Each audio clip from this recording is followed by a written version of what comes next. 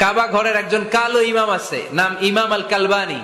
উনি লন্ডনে একটা ইন্টারভিউতে বলেছেন, আমার মায়ের বদ্দোয়া আমাকে কাবা ঘরের ইমাম বানিয়েছে। লন্ডনে একটা কনফারেন্সে উনি ইন্টারভিউ দিচ্ছিলেন। ওনাকে বলা হলো, কাবার সব ইমাম সাদা ইমাম, আপনি কালো মানুষ, কেমনি ইমাম হইলেন? উনি বললেন, আমার মায়ের বদ্দোয়া আজকে আমাকে কাবা ঘরের ইমাম বানিয়েছে। উনি বললেন, আমি ছোট্টবেলা অনেক বদের হাড্ডি ছিলাম, আমার মতো দুষ্ট আমার এলাকায় কোনো ছেলে ছিল না। মানুষের গালাগালি, মারামারি, দুষ্টামি, ভাঙচুর, চেঁচামেচি, চিৎকার, বিশৃঙ্খলা আমার মতো কেউ বেশি করতে পারতো না। কিন্তু আমার মা ছিল অনেক বড় আল্লাহওয়ালা। আমার মা জানতেন আল্লাহর কাছে দোয়া করার কত বড় পাওয়া। আমার মা যখন আমার উপর রেগে যেতেন, আমার মা জানতেন রাগের মাথায় বদদোয়া দিলে বদদোয়া কবুল হয়ে যাবে।